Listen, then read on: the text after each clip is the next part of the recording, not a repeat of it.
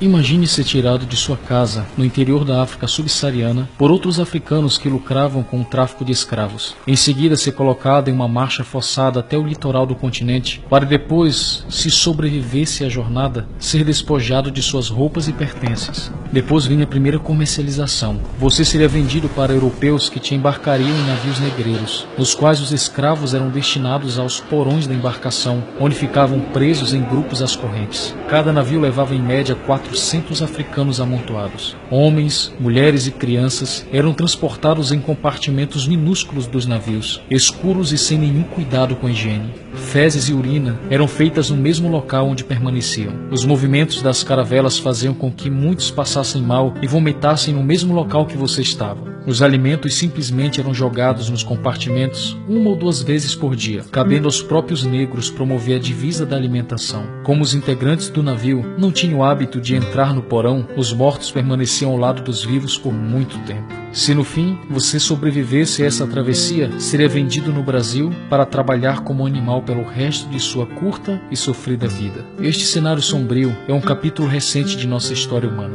E muitos, ao assistir aos horrores da escravidão, se perguntam: como foi possível acontecer tamanha discriminação e preconceito contra outros seres humanos? Porém, eu penso que esta pergunta não deve se restringir ao passado. Precisamos nos questionar ainda mais atônitos. Como é possível que ainda ocorra em nossos dias a discriminação e preconceito contra outros seres humanos? Como ainda pode homens se julgarem senhores e donos de outros homens? Por se acharem superiores em poder, diminuem, menosprezam e humilham os que são classificados por eles como inferiores. Talvez a escravidão só mudou de alvo. No capítulo 34 do livro de Jó, encontramos uma perspectiva de vida inspirada em Deus. Eliú afirma que Deus não faz acepção de pessoas, nem estima ao rico mais do que ao pobre, porque todos são obra de suas mãos. Você percebe? A crença na criação nos iguala. Ela derruba as barreiras de raça, etnia e nação e coloca todos nós em uma grande família humana, cujo pai é Deus. E no verso 20, ao contemplar a igualdade humana, Eliú conclui: de repente, morrem. À meia-noite os povos são perturbados e passam, e os poderosos são tomados por força invisível. Sabe, viemos sem nada para esta vida, e partiremos sem nada.